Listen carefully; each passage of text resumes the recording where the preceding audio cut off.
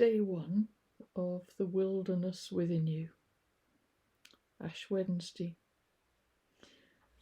Our Bible reading is Luke 14, 26 to 27 and verse 33 from the NIV.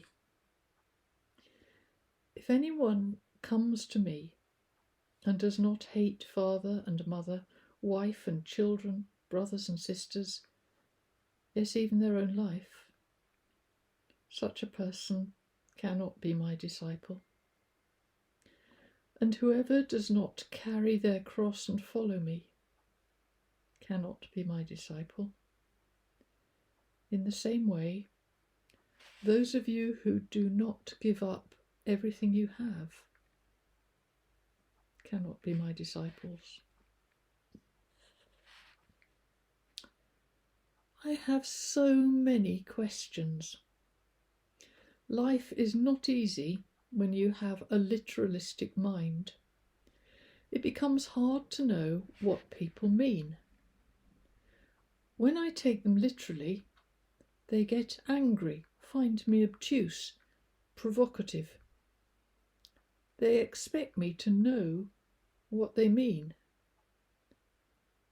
I expect them to say what they mean. But meaning in the speech of most people is complicated and metaphorical, hard for me to get to. Nowhere is this more true than in religion. Those of you who do not give up everything you have cannot be my disciples, says Jesus. I stick on that. What does he mean? Does he mean what I would mean if I said that?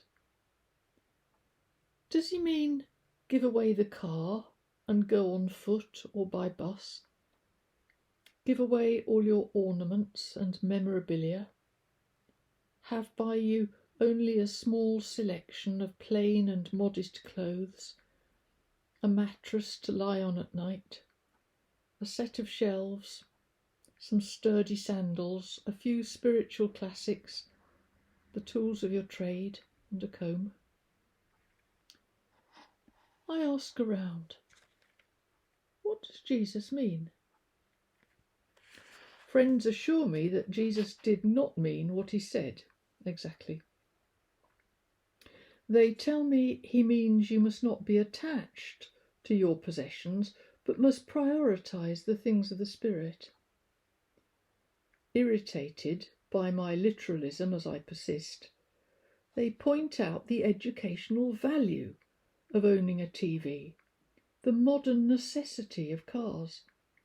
A body has to eat, they remind me, and it's cheaper to bake your own bread, brew your own coffee, hence the kitchen gadgets.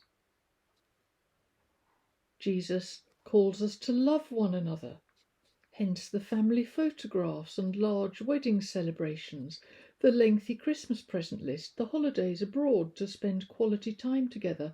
After all, Jesus also said we should get away from it all together from time to time.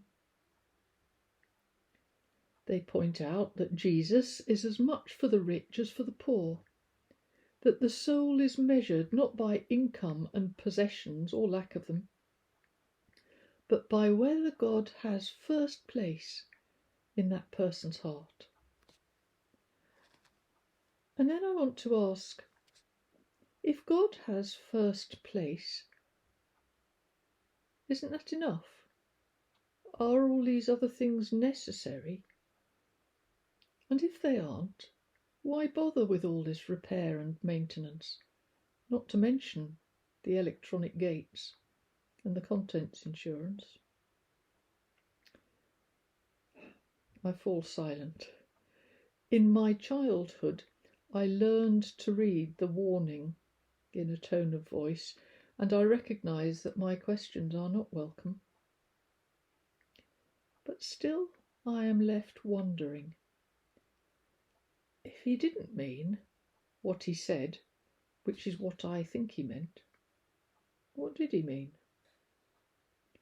It doesn't sound metaphorical. What does he want me to do? Me, in daily life? How am I to live if all they can tell me is he meant something other than what he said? Senses shift and change. I attend carefully to what is said about other parts of the Bible. Some are taken literally and said to be eternal. Others are supposed to be interpreted loosely or ignored completely, like the warnings against usury on which modern society is based. Whoever does not carry their cross and follow me cannot be my disciple, he said. This worries me.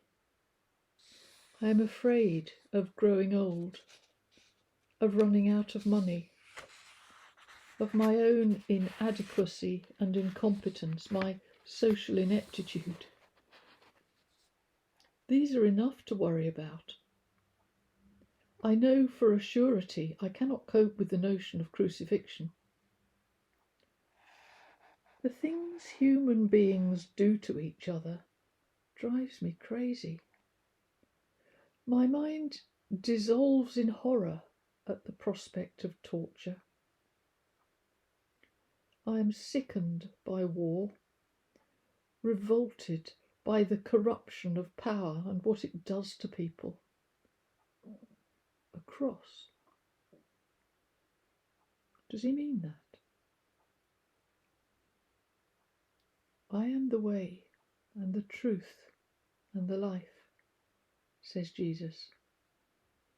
No one comes to the Father except through me. That's John 14:6 from the NIV.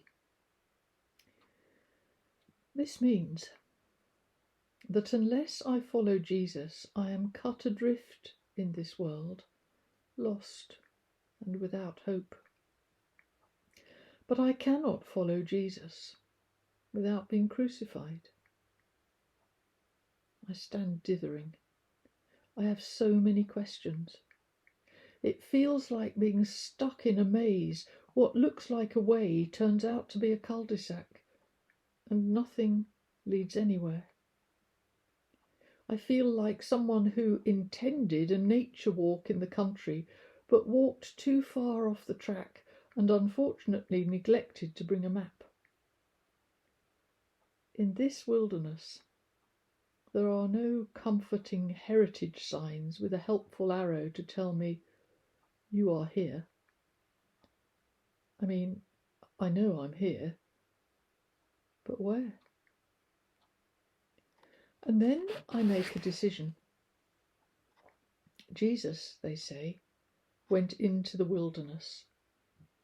Yes, he rose from the dead and ascended into heaven, but that comes later in the story. I'm going to begin it where I am and look for him here. My hope is that among all the tangling briars and inhospitable undergrowth of my inner landscape, I will turn a corner somewhere and find him. And when I do, I'm going to ask him all these questions that are tormenting me, pushing me around until I feel completely bewildered. So many. And I have one big question that almost hurts in my heart because I care about the answer so much. I want to ask him, Jesus, what do you think of me?